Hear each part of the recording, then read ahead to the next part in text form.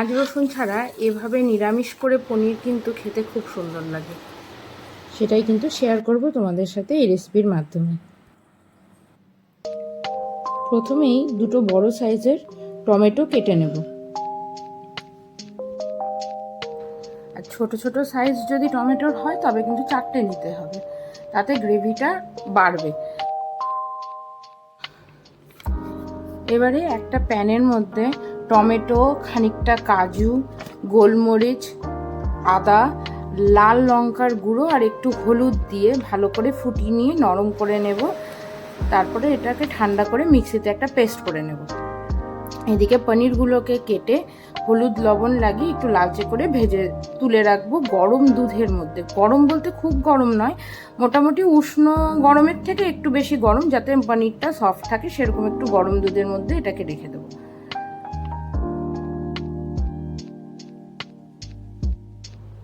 এবারে কড়াইয়ে তেল দিয়ে ভালো করে গরম করে নেব। তাতে খানিকটা বাটার দিয়ে, আমি খুব অল্পই দিয়েছি, একটু তোমরা চাইলে বেশিও দিতে পারো।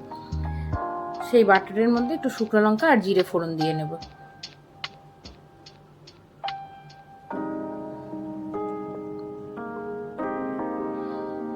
এবারে এই মেন ইনগ্রিডিয়েন্টস যেটা পনিরটার, সেটা হচ্ছে কর্ন আর মটরশুঁটি। তো আমি ফ্রোজেন পিস নিয়েছি। কর্ন আর মটরশুঁটিটাকে ভালো করে ধুয়ে দুধটার মধ্যে পনির রেখেছি সেটার মধ্যে মিক্স করে দেবো, তাতে এটা একটু সফটও হয়ে যাবে। এবারে যে মিক্সিতে পেস্টটা করে রেখেছিলাম আমরা গ্রেভির, সেই গ্রেভিটা আমরা তেলের মধ্যে দিয়ে দেবো, দিয়ে ভালো করে নাড়াতে থাকবো।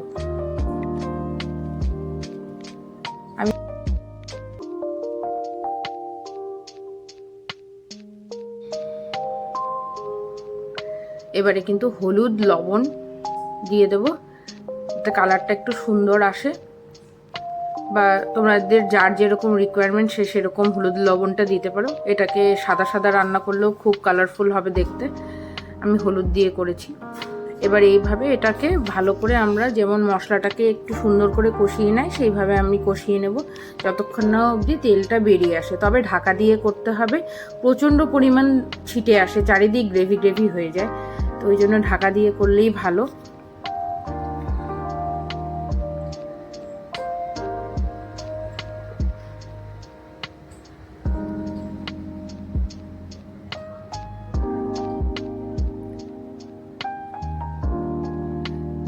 গ্যাসটা কিন্তু আমি এখানে মিডিয়ামেই গোটা রান্নাটা করেছি।